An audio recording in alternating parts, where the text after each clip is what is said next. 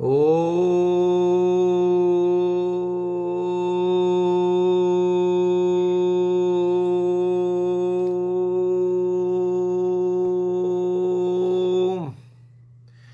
ब्रह्मा मुरारे त्रिपुरांतकारी भानु शशिभो मिसुतो बुधश्च गुरुश्च शुक्रः शनिराहु केतवः सर्वे ग्रहाः शान्तिकरा भवन्तु।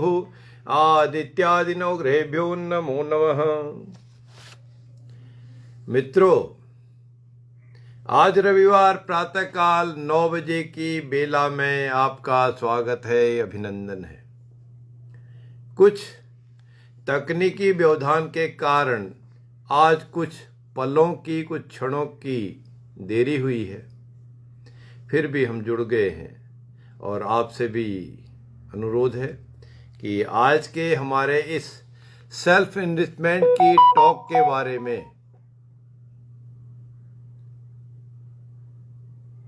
लाभ उठाएं, खुद भी प्रेरित हों, दूसरों को भी प्रेरणा दें और जो अच्छी बातें हैं उनको जरूर अपनाएं। मित्रों, जैसे हम जानते हैं कि रविवार के दिन प्रातःकाल 9 बजे फेसबुक लाइव पर हम कुछ बातें सेल्फ इन्वेस्टमेंट के बारे में करते हैं, अर्थात अपना आत्मावलोकन करके अपनी आंतरिक, विशेषतः मानसिक, बौद्धिक, आध्यात्मिक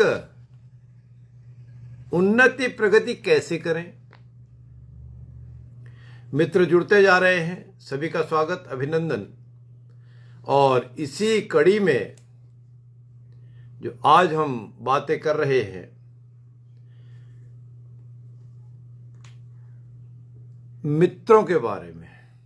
मित्रता की बात तो एक बार हमने दूध और हंस की मित्रता की बात कर ली है, दूध और जल की मित्रता की बात की है, ठीक है। उसी तरह कुछ और जीवन के 7 मित्र हैं।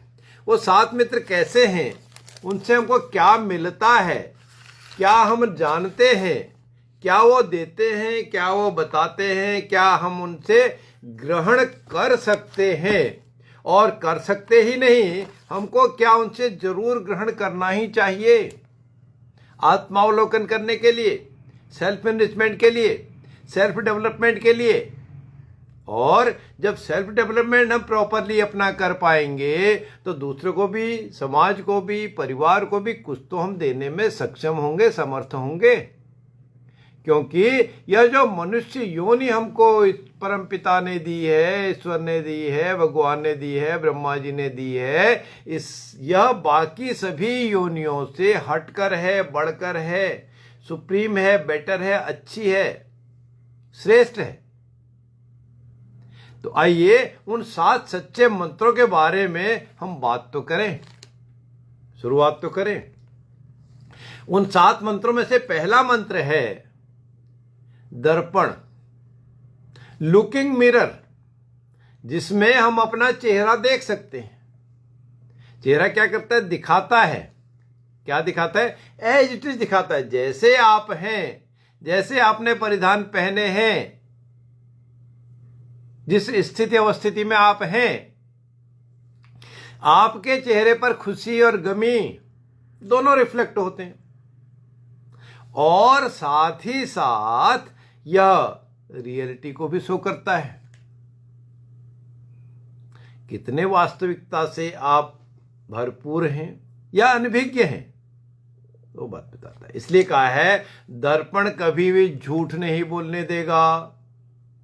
कैमोफ्लाज नहीं कर सकते। अगर आप लुकिंग मिरर में देख रहे हैं, अपने आप को तो नहीं कर सकते। क्यों? वो दर्पण किसके लिए है?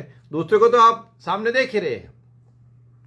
अपना चेहरा कैसे देखें, अपने आप को अवलोकन कैसे करें, आत्मावलोकन कैसे करें, अपने बारे में कैसे जानें, वो दर्पण ही है। क्योंकि आपको चेहरा आईना दिखा देते हैं, कौन? दूसरे भी दिखा देते हैं। चेहरा आपका कैसे देखेंगे? देखने का तो वही है, लेकिन आप क्या हैं, क्या स्टैंड करते हैं, कहाँ आप एग्जिस्ट करते हैं, आपके क्या एक्टिविटीज हैं, आपके बारे में परसेप्शन क्या है, रियलिटी क्या है, यह बात भी दूसरों के व्यवहार से, आपकी सीख से पता तो चलती है। लेकिन अपना अवलोकन करना, दर्पण केवल चेहरा ही देखना, शरीर ही देखना, अपने वस्त्र या परिधान देखना ही नहीं है। दर्पण से मतलब है, बहुत डिटेल में अगर हम बात करते हैं, दर्पण का मतलब डिटेल्ड चीज है। हम क्या हैं, क्या एग्जिस्ट करते हैं, हमारी पर्सनालिटी क्या है, हमारा व्यवहार कैसा है, मन कैसा है, मस्तिष्क कैसा है, विद्या कैसी है, बुद्धि कैसी है, थिंकिंग कैसे है, थॉट कैसे हैं, यह सारे चीजें, सारे तथ्य, सारी बातें दर्पण से मिलती हैं। वो दर्पण चाहे हम सामने बैठ के देख रहे हों लुकिंग ग्लास पे, या आत्मावलोकन कर रहे हों, तो यही सेल्फ डेवलपमेंट की, सेल्फ एनरिचमेंट की पहली कड़ी है। इसलिए हर किसी को दर्पण का अवलोकन नित्य प्रति अनेकों बार करना ही चाहिए।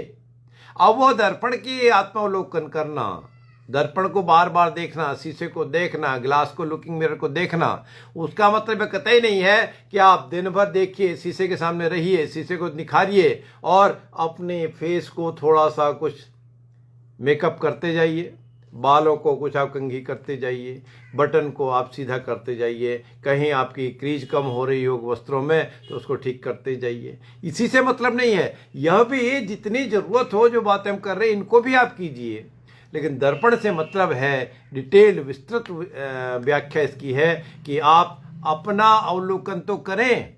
जब मैं अपना अवलोकन करूंगा तो there is always scope for improvement, सुधार की गुंजाइश हमेशा है, हर किसी के लिए है, हर क्षण है, हर पल है, हर प्रतिपल है, और हर चीज के लिए, वह चाहे धन के लिए क्यों ना हो, दौलत के लिए ही क्यों ना हो, पैसे के लिए ही क्यों ना हो, इम्प्रूवमेंट के लिए क्यों ना हो, व्यवहार के लिए ही क्यों ना हो, व्यवहार कुशलता के ही लिए क्यों ना हो। बहुत सारी एक्टिविटीज हैं।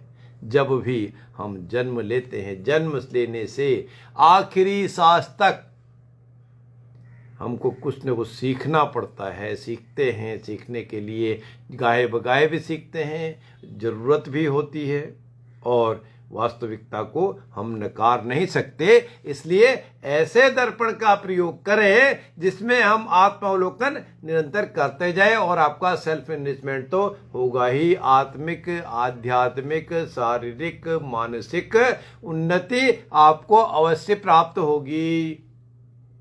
यह तो था पहला सच्चा मंत्र। अब दूसरा सच्चा मंत्र, ज्ञान, विस्डम, बुद्धि, विवेक, नॉलेज।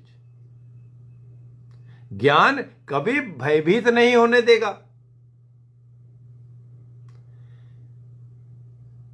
अज्ञानी पुरुष और ज्ञानी पुरुष, ज्ञानता और अज्ञानता में क्या फर्क है?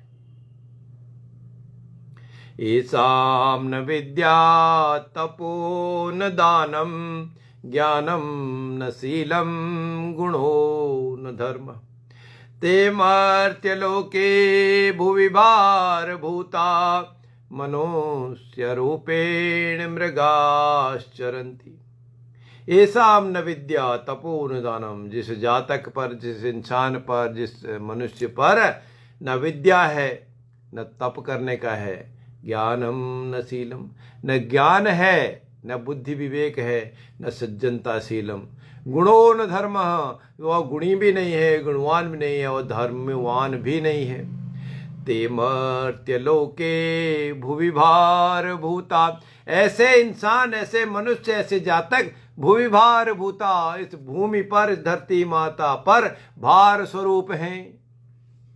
मनुष्य रूपेण मृगाः चरन्ति, इनका शरीर मनुष्य का, इंसान का तो है, लेकिन यह भार स्वरूप हैं, और ऐसे जातकों को आत्मावलोकन करने की जरूरत है, ज्ञान की जरूरत है। इसके लिए मैं कतई नहीं कहता कि इनको कैसे आप साइड लाइन कर दें या इनके साथ इल ट्रीट करें या कैसे ट्रीट करें, नहीं, इनको भी अच्छा ट्रीटमेंट देने की ज़रूरत है।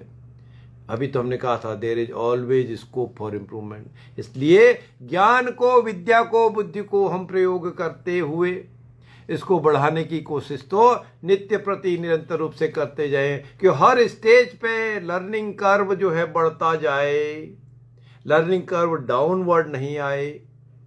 अगर डाउनवर्ड लर्निंग कर्व आएगा तो हमारी या तो इच्छा नहीं है, या हम में कैपेबिलिटी कम हो गई है, या हम कहीं नकारात्मकता की तरफ बढ़ रहे हैं। इसलिए ज्ञान को आप सोचते जाइए, क्योंकि जो होना है वह तो अवश्यंभावी है। तभी तो आपको डर नहीं लगेगा जब आपको पता है कि जब हम जो भी इस दुनिया में आया है, यह कटु सत्य है कि वह दुनिया को छोड़ के अलग जाएगा, कहीं न कहीं जाएगा। कहाँ जाएगा वह तो परमपिता ही जानता है, क्योंकि यह तो शाश्वत नियम है, सत्य है कि आत्मा, सोल हमारी जो है अजर अमर है। जो उसका समय नियत कर दिया गया है, उस समय के बाद वह आत्मा उस शरीर को छोड़कर कहीं और प्रवेश कर जाती है, प्रविष्ट कर जाती है। और फिर जब कहीं और प्रविष्ट आत्मा कर जाती है, उस भौतिक शरीर को छोड़ देती है, तब क्या होता है?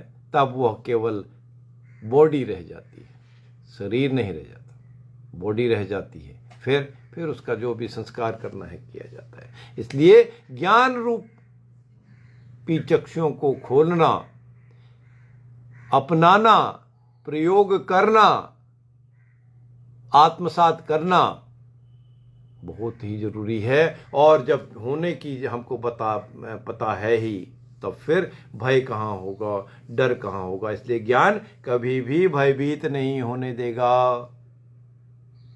यह मेरा है, यह तेरा है,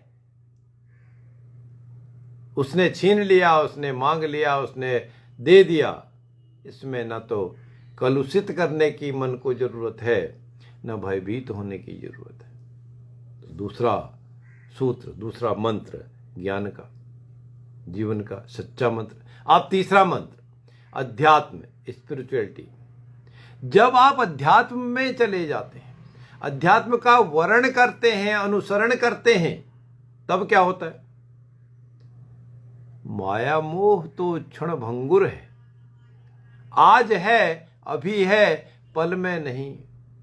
पल में सुख, पल में दुख, अभी कुछ, तभी कुछ, कभी कुछ। इसलिए अध्यात्म को भगवान के श्री चरणों में अपना ध्यान, जीवन के महत्वपूर्ण समय में से, एक दिन के 24 घंटों में से कुछ पल तो लगाएं, उस भगवान को याद तो करें। क्योंकि ये तो सभी जानते हैं कि मैन प्रपोजेड, गॉड डिस्पोजेड। भगवान तो बनाता है, भगवान ही डिसाइड करता है। हम तो केवल ख्याली पुलाव ही बना पाते हैं। अभी ये करेंगे, अभी वो करेंगे, हम ये बनेंगे, इतनी प्रॉपर्टी बना लेंगे, इतनों का हम अपना और पेट भर लेंगे। मैं करता रहता है। लेकिन हाथ जब अंतिम समय आता है, तब वो परमात्मा ही जानता है, उसी का ही वो आज्ञा से हाथ झाड़ी जैसे चले जुआरी।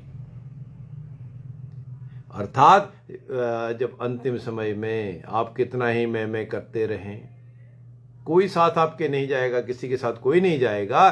तो जुआरी जैसे सब कुछ हारने के बाद हाथों को झाड़ के चला जाता है, ऐसे इंसान में चला जाता है। तो यह बात जब हम अध्यात्म के माध्यम से जानेंगे, तब माया मोह से दूर होंगे।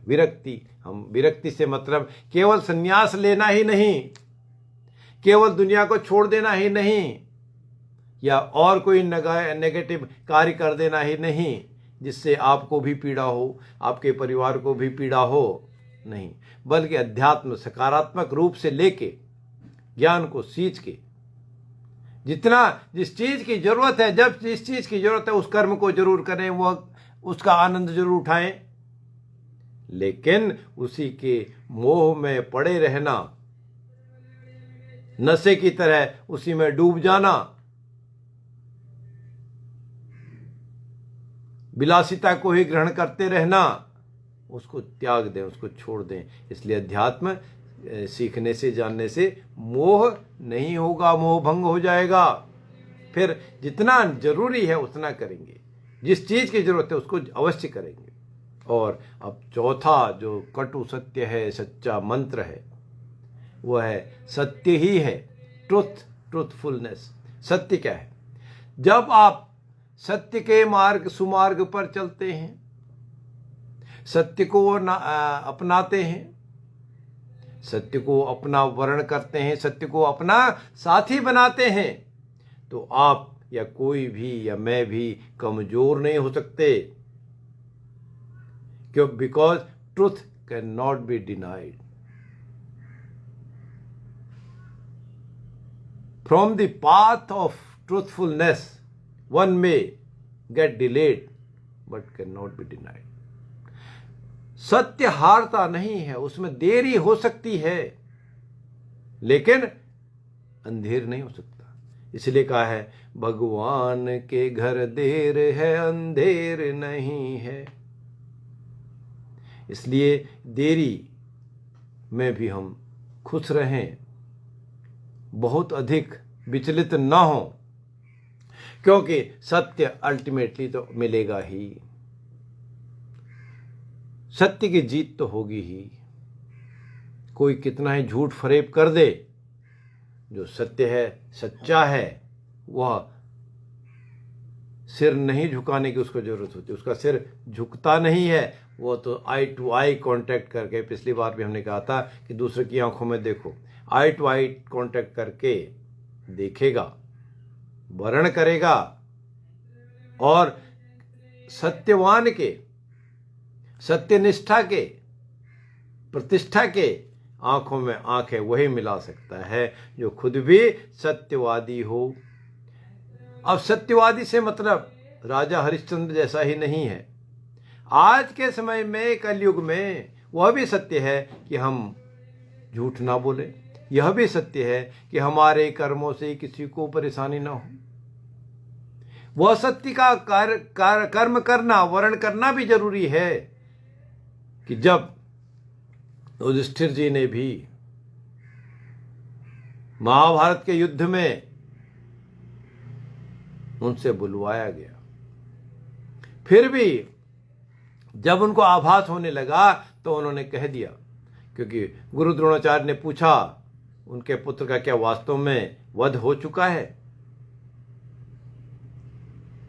धर्माचारी थे और झूठ की बात उनसे नहीं मानी जा सकती थी, झूठ की उम्मीद उनसे नहीं की जा सकती थी। तब उन्होंने कहा कि अश्वत्थामा हतो हतः। इतनी बात सुनकर गुरु द्रोणाचार्य बेहोश हुए। उन्होंने अपने शस्त्रों को, अस्त्रों को छोड़ दिया।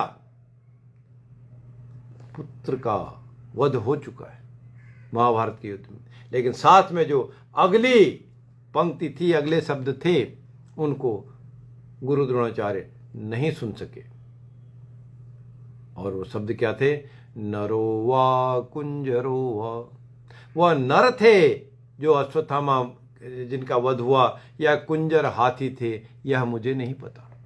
तो उनको कुछ बोध हो चुका था धर्मराज को, युधिष्ठिर को, और क्यों नहीं सुन सके उस समय, उस महाभारत काल में, युद्ध काल में। यह कहा जाता है, यह मान्यता है, यह ज्ञान है कि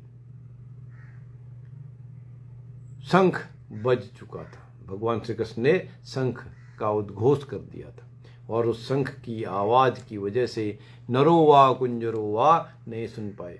और कहा तो ने क्या था? अश्वत्थामा हतो हतः नरो वा कुंजरो वा। तो इसी की वजह से विरक्ति उनको हुई और कौरवों की हार का कारण भी बना। लेकिन बात तो सत्य थी। अश्वत्थामा गुरु द्रोणाचार्य के पुत्र का वध नहीं हुआ, लेकिन जिसका वध हुआ, बाद में हुआ था, वह हाथी था जिसका नाम भी अश्वत्थामा ही था। इसलिए सत्य कमजोर नहीं रहे। उसमें ऐसा अगर एक शंख बजने की सी आवाज आए, ऐसा व्यवधान हो, तो उसको आप टेस्ट करें, रिटेस्ट करें, दोबारा चेक करें। और वास्तविकता को, सत्य को, सत्यवादिता को अपनाएं। ये हमारा चौथा मंत्र जीवन का, सच्चा मंत्र। और पांचवा मंत्र है प्रेम का, लव का, फेयर का, अफेक्शन का। प्रेम किस वस्तु से, किस चीज से? प्रेम का जो एडजेक्टिव है, प्रेम ईर्ष्या नहीं होने देगा। अब हम किससे प्रेम करते हैं? अपने आप से। अपने आप से अगर आप प्रेम करते हैं तो दूसरा अगर जेलस होता भी है, ईर्ष्या करता भी है, तो आपको क्या फर्क पड़ता है? प्रेम आप अपने संतान से करते हैं, अपने माता पिता से करते हैं, अपनी मातृभूमि से करते हैं, अपनी विद्या से करते हैं, अपनी वाणी से करते हैं, तो यह प्रेम सदाशयता की ओर ले जाएगा, सहृदयता की ओर ले जाएगा, आपको और अधिक गुणकारी बना देगा। और वही प्रेम यदि आप अफेयर, लव अफेयर की बात कहें, धन की ही बात कहें, अनैतिक कार्यों की ही बात कहें, तो वह किसी दूसरे मार्ग पर ले जाएगा। इसलिए सच्चा प्रेम, अच्छा प्रेम जो नैतिकता से भरा हो, ना कि अनैतिकता, अनैतिकता को दूर रखें, तो वह ईर्ष्या नहीं करने देगा, दूसरे को भी उतना ही समय देगा, उतना ही मार्ग देगा। तो यह हमारा पांचवा सच्चा मंत्र था जीवन का, जिंदगी का, जीवन जीने का। छठा मंत्र विश्वास, ट्रस्टवर्दीनेस, विश्वासिता, विश्वास पूर्ण करना, विश्वास होना, विश्वास दिलाना, विश्वास करना। क्या यह बात विश्वास करने योग्य है? क्या हम फला फला पर विश्वास कर सकते हैं? वह कितना विश्वासी है, कितना अविश्वासी है, यह बात तो हम जानते ही हैं। इसलिए जब आप किसी पर विश्वास करते हैं, परम पिता पर विश्वास करते हैं, अपने माता पिता पर विश्वास करते हैं, अपने समाज पर विश्वास करते हैं, अपने बुद्धि पर भी विश्वास करते हैं, अपने कर्मों पर भी विश्वास करते हैं, अपने कलम पर विश्वास करते हैं, तो आप सही निर्णय ही कर पाते हैं, सही कार्य ही कर पाते हैं। इसलिए विश्वास अगर आपके पास हो तो वह फर्मनेस, डिटर्मिनेशन भी देता है और दुखों को दूर करता है और दुखी नहीं भी होने देता है, दुखी होने से बचाता भी है। यह विश्वास की परिभाषा है। यह विश्वास का छठा मंत्र जीवन जीने का, जिंदगी का सच्चा मंत्र है, विश्वास करना। आप विश्वास कीजिए, दूसरा अगर नहीं भी कर रहा है तो आपके फल आपके पास, उसके फल उसके पास। आपने विश्वास किया भगवान में, परम पिता पे, दूसरे पर, तो आपको सन्मार्ग ही मिलेगा। आपके साथ किसी ने विश्वासघात किया, उसकी रेपुटेशन खराब तो हुई, लेकिन उसका नैतिक, धार्मिक, आध्यात्मिक हर तरह से पतन भी हुआ, मानसिक भी पतन भी हुआ। इसलिए विश्वास करो, विश्वास रखो और विश्वासी बनो। यह छठा मंत्र जीवन का सच्चा मंत्र। सातवां मंत्र कर्म, डूइंग्स, परफॉर्मेंस, वर्क। कर्म अगर हम करते हैं, किसी भी कर्म को करते हैं, कभी एक बार में कार्य पूर्ण हो जाता है, कई 2 बार में होता है, कई कार्य को 1 से अधिक बार, 2 से अधिक बार या कई बार या बारंबार भी करना पड़ता है। और जब हम कर्म करते जाते हैं तो सफलता तो मिलेगी ही। यह बात ठीक है, गीता में भी कहा है कर्मण्येवाधिकारस्ते मा फलेषु कदाचन।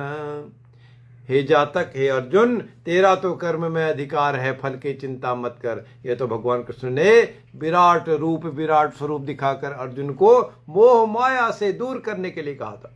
पर वास्तव में क्या है? उसी गीता में कहा है, जैसे कर्म करेगा वैसे फल देगा भगवान। ये है गीता का ज्ञान, ये है गीता का ज्ञान। फिर दूसरी बात ये भी की है, कर्म प्रधान विश्व रचि राखा। तुलसीदास जी ने रामचरितमानस में कहा है, कर्म प्रधान विश्व रचि राखा। को कहीं ताप बढ़ावे आपा, कर्म प्रधान वेश्वर चिराखा। तुलसीदास जी कहते हैं रामचरितमानस में, कर्म तो प्रधान है, प्रधानता देने ही चाहिए, क्योंकि इन कर्मों की वजह से ही तो इस दुनिया विश्व बना है, दुनिया बनी है, और कर्म करने के लिए वजह से ही इस दुनिया का निर्माण विस्तार भी हुआ है। को कही ताप बढ़ावे आप, और जब आपका कर्म में अधिकार है, कर्म आपको करना ही है, फिर अपना ताप, अपना गुस्सा, अपना क्रोध क्यों बढ़ाओ? सिर्फ और सिर्फ कर्म ही करते जाओ, और जो भी कर्म करता जाएगा उसको सफलता तो मिलेगी ही। यही मंत्र है, कर्म कभी भी असफल नहीं होने देगा। अब जो करेगा ही नहीं, कुछ भी नहीं करेगा, केवल बीमारी की तरह भोग करता ही रहेगा, पड़ा ही रहेगा, तब सफलता कहाँ से मिलेगी? इसलिए जितनी हमारी सामर्थ्य है, जितना हमारे पास ताकत है, जितना हमारे पास एवेन्यूज हैं, अपॉर्चुनिटीज हैं, उतने कर्म तो करें, और साथ ही साथ प्रयास भरसक रूप से सत्कर्म करने का अवश्य करें। तो यह हमारे 7 सच्चे मंत्र सेल्फ एनरिचमेंट के थे। आज के लिए हम यहीं पर विश्राम करेंगे। आने वाले रविवार को फिर प्रातःकाल 9 बजे कुछ और सेल्फ एनरिचमेंट के लिए टिप्स, सूत्रों की हम व्याख्या करेंगे, बात करेंगे। तब तक के लिए आपका दिन, आपका वार, आपका समय, आपके परिवार का, समाज का, देश का, दुनिया का और भी मंगलकारी हो, इसी कामना के साथ जय राम, जय जय श्री राम, जय श्री राम।